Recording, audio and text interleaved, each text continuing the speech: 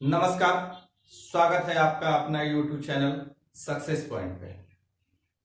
आज हम basic chemistry का पार्ट 2 करने जा रहे हैं। यदि अभी तक हमारे चैनल को आप सब्सक्राइब नहीं किए हैं तो प्लीज सब्सक्राइब कर दें और एक लाइक कर दें। जैसा कि मैं पिछले वीडियो में आपका कमेंट्स पढ़ा और मुझे बहुत अच्छा लगा, इसी तरह से आप कमेंट्स करते रहें, अपना प्यार सपोर्ट दिखाते रहें। आइए हम पार्ट 2 जो है बेसिक केमिस्ट्री का करते हैं। पिछले वीडियो में मैंने पार्ट 1 में कुछ होमवर्क आपको दिए थे। सबसे पहले मैं उस होमवर्क के क्वेश्चन से करूंगा। आइए होमवर्क को देख। कथन पहला था कि सभी तत्व पदार्थ होते हैं। सभी तत्व पदार्थ। दूसरा कथन था सभी पदार्थ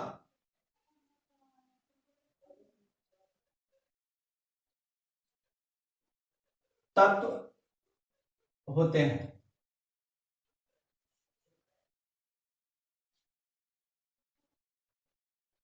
तो मैंने एक कमेंट पढ़ा जिसमें उन्होंने बोला कि ये दोनों सही है। नहीं, दोनों सही नहीं है। सभी तत्व जो है पदार्थ होते हैं, लेकिन सभी पदार्थ तत्व नहीं होते हैं। जिनका भी पहला नंबर सही है।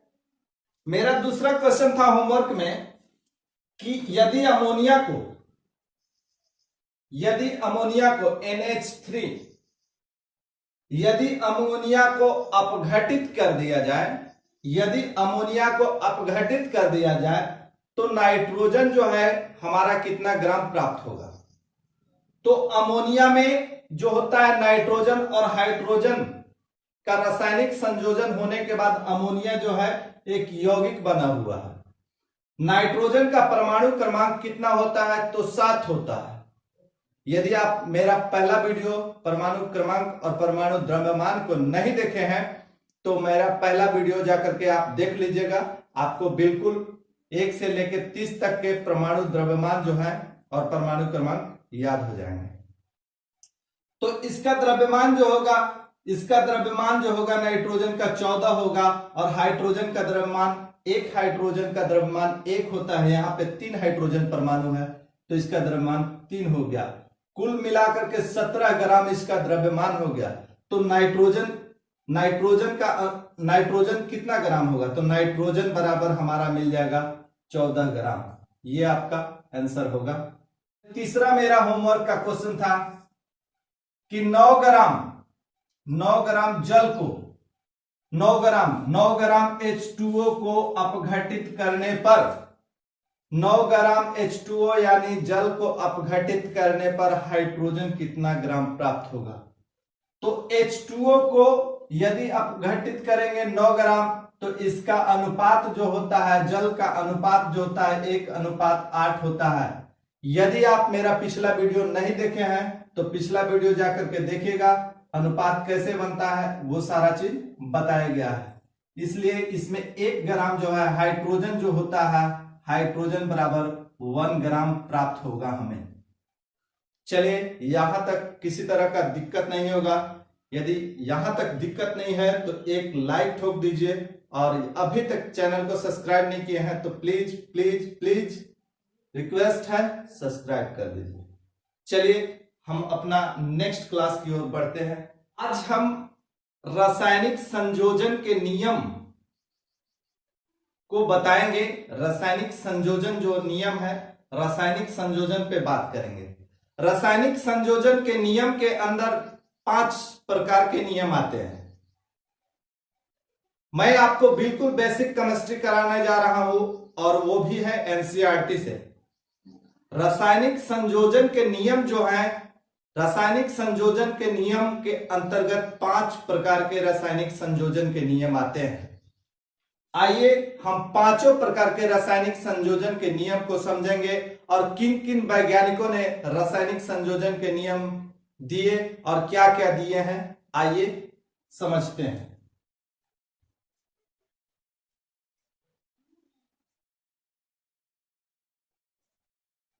रासायनिक संयोजन का नियम।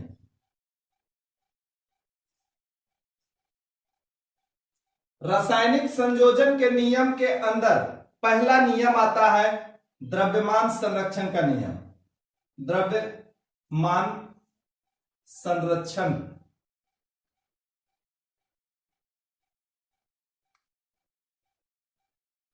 का नियम।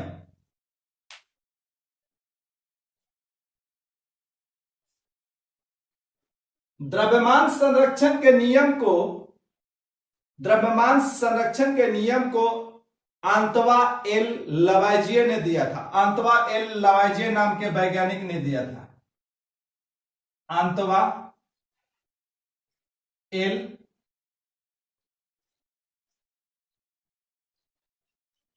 लवाइजिया।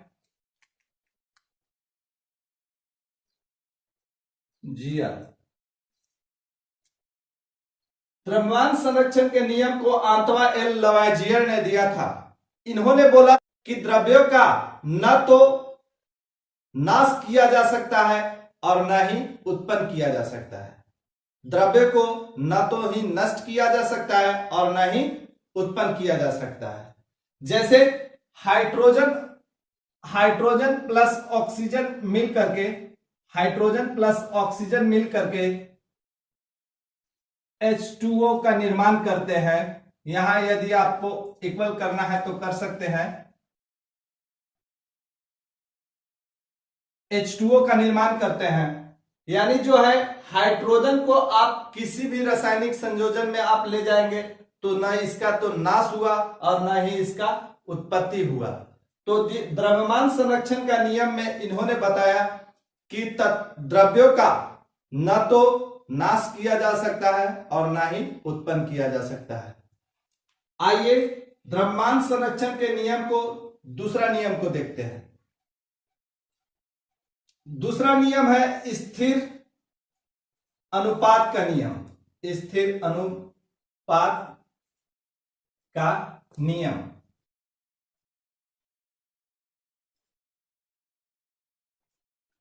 स्थिर अनुपात के नियम को जोसेफ एल प्राउस्ट नाम के वैज्ञानिक ने दिया था।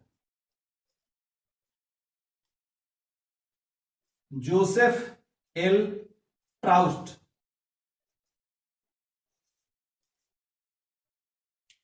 स्थिर अनुपात के नियम को जोसेफ एल प्राउस्ट नाम के वैज्ञानिक ने दिया था। इन्होंने बोला किसी भी यौगिक में तत्वों का द्रव्यमान जो होता है हमेशा निश्चित अनुपात में होता है। किसी भी यौगिक में तत्वों का द्रव्यमान हमेशा एक निश्चित अनुपात के रूप में होता है। संरक्षण के नियम और उसके बाद स्थिर अनुपात के नियम को जानने के बाद तीसरा नियम को हम लोग समझेंगे। रासायनिक संयोजन के नियम के अंतर्गत तीसरा संयोजन का नियम जो है गुणित अनुपात का नियम है।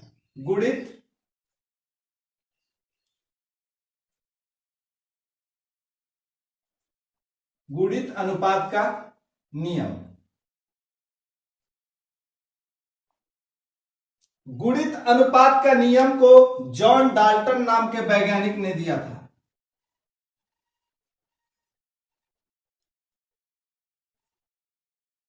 गुणित अनुपात के नियम को जॉन डाल्टन नाम के वैज्ञानिक ने दिया था।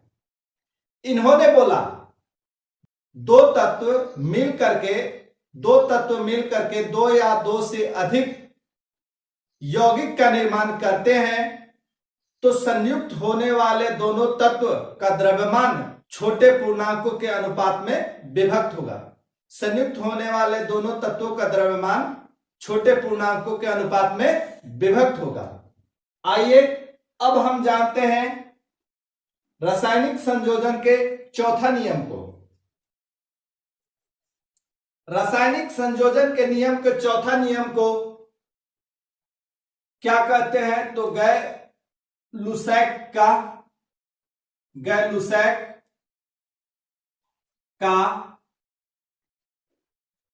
गैसीय आयतन का नियम।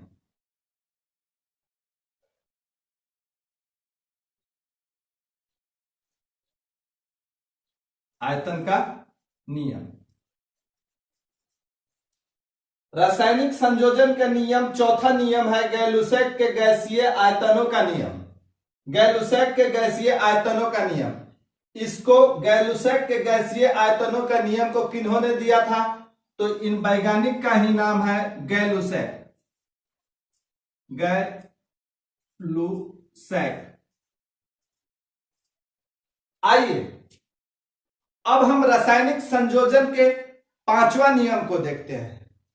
पांचवा नियम को आवोगाद्रो ने दिया था।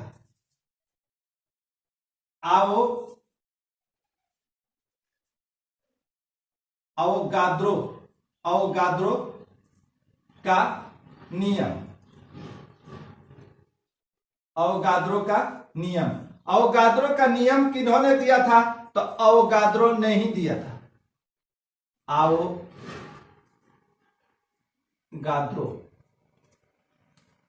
आवोगाद्रो का नियम किन्होंने दिया था? तो आवोगाद्रो ने ही दिया था। आइए हम लोग समझ गए रासायनिक संयोजन का नियम जो होता है 5 प्रकार के होता है। पहला रासायनिक संयोजन का नियम द्रव्यमान संरक्षण का नियम, जिसको किसने दिया था? अवांता एल लवाइजियर ने दिया था। दूसरा होता है रासायनिक संयोजन का नियम, दूसरा होता है स्थिर अनुपात का नियम। रासायनिक संयोजन के नियम जो है दूसरा नियम है स्थिर अनुपात का नियम। इसको जो है जोसेफ एल प्राउस्ट ने दिया था। तीसरा है गुणित अनुपात का नियम, जिसको जॉन डाल्टन ने दिया था। चौथा है गैलुसैक के गैसीय आयतनों का नियम, जिसको गैलुसैक ने दिया था। और पांचवा है आवोगाद्रो का नियम, जिसको आवोगाद्रो ने दिया था। चलिए हम लोग समझ गए रासायनिक संयोजन के पांचों नियम को। अब हम आगे की ओर बढ़ते हैं। मेरा यकीन मानिए, यदि आप बेसिक केमिस्ट्री को यदि आप अच्छे से समझ गए तो आप बोल रहे हैं चुटकियों में उड़ा देंगे केमिस्ट्री का न्यूमेरिकल। मेरा ये चैलेंज है। बिल्कुल। आइए हम जानते हैं कि जॉन डाल्टन का परमाणु सिद्धांत क्या था। हम जॉन डाल्टन के परमाणु सिद्धांत के विषय में आज पूरे सिद्धांत को पढ़ेंगे और इनका सिद्धांत जो था उसको हम लोग देखेंगे। आइए जॉन डाल्टन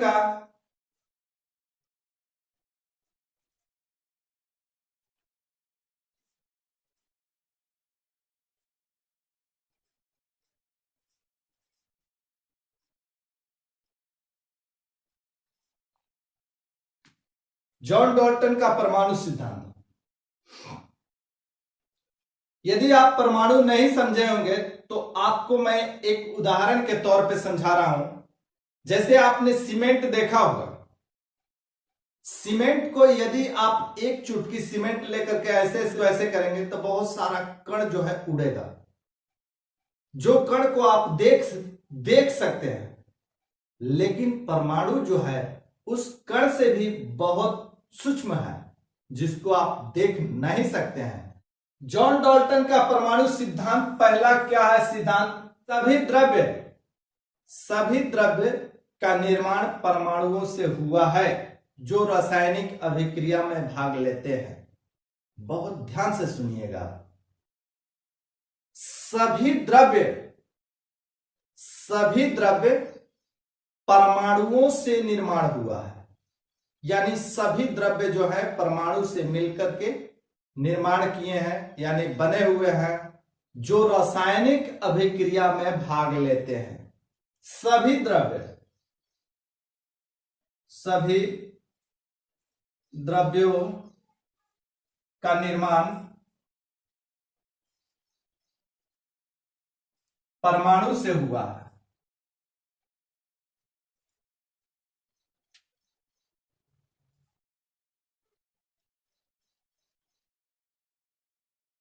सभी द्रव्यों का निर्माण परमाणु से हुआ है जो रासायनिक अभिक्रिया में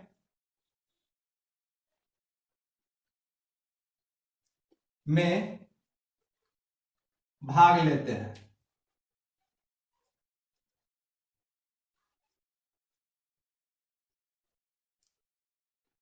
सभी द्रव्यों का निर्माण परमाणु से हुआ है जो रासायनिक अभिक्रिया में भाग लेते हैं। दूसरा इन्होंने बोला परमाणु अविभाज्य सूक्ष्मतम कण है। परमाणु अविभाज्य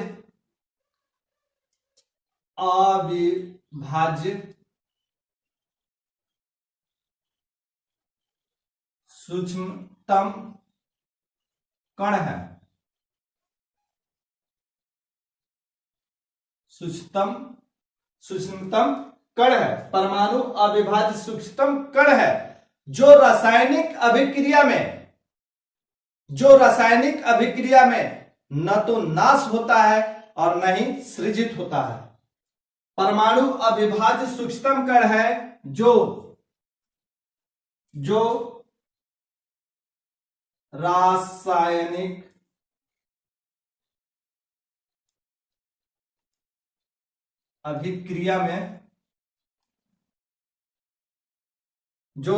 अभिक्रिया में न तो सृजित होता है न ही नष्ट होता है।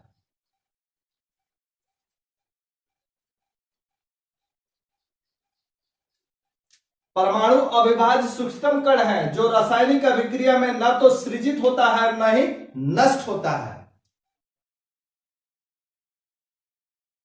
तीसरा नंबर कहता है कि दिए गए तत्वों में इसके द्रव्यमान और रासायनिक गुणधर्म जो है समान होते हैं। दिए गए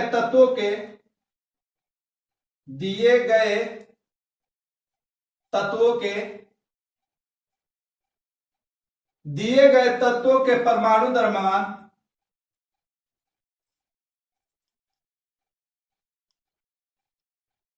एवं रासायनिक गुणधर्म दिए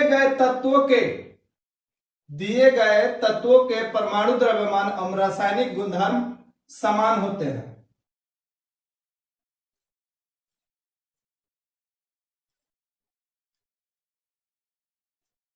दिए गए तत्वों के परमाणु द्रव्यमान और रासायनिक गुणधर्म समान होते हैं। चौथा इन्होंने दिया था कि भिन्न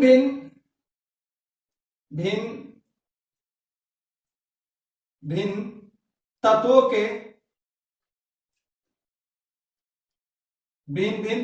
के परमाणु द्रव्यमान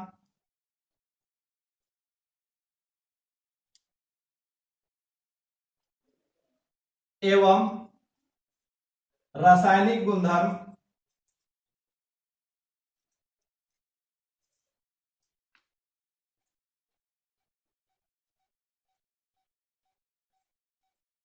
भिन्न तत्वों के परमाणु द्रव्यमान एवं रासायनिक गुणधर्म भिन्न भिन्न होते हैं।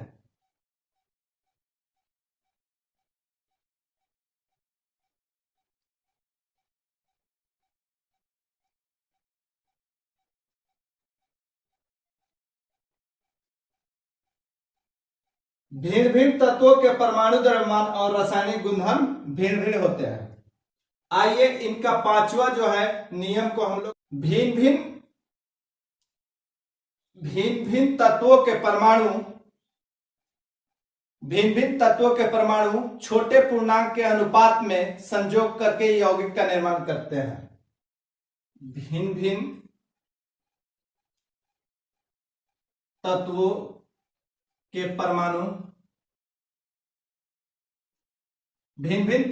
परमाणु छोटे अनुपात में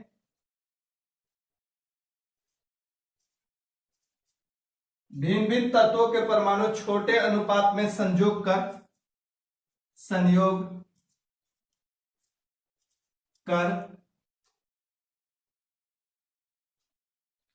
भिन्न तत्वों के परमाणु छोटे अनुपात में संयोग कर यौगिक का निर्माण करते हैं।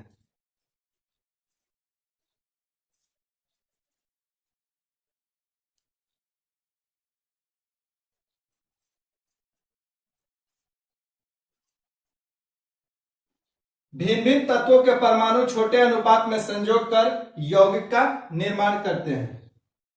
अब आइए, यदि आपको इसका स्क्रीनशॉट लेना है तो बिल्कुल ले सकते हैं। आइए हम उनका जॉन डाल्टन का जो है परमाणु सिद्धांत का छठा नियम देखते हैं। जॉन यौगिक में परमाणुओं के सापेक्ष संख्या और प्रकार निश्चित होता है। किसी भी यौगिक में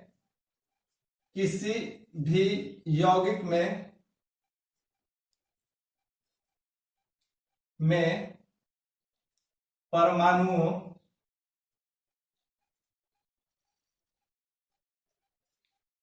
किसी भी यौगिक में परमाणुओं के सापेक्ष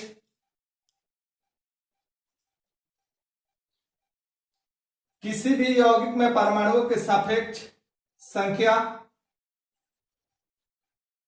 एवं प्रकार निश्चित होता है।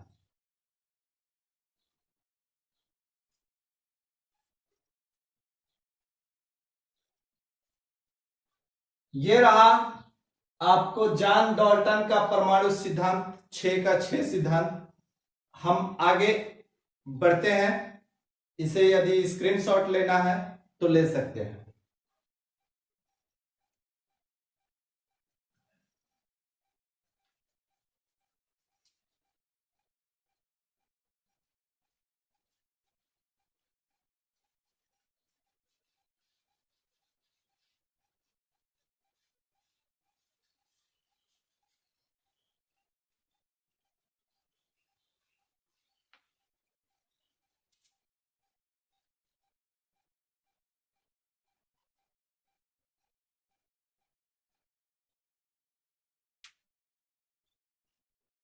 अब आइए हम थोड़ा सा इसके विषय में चर्चा करें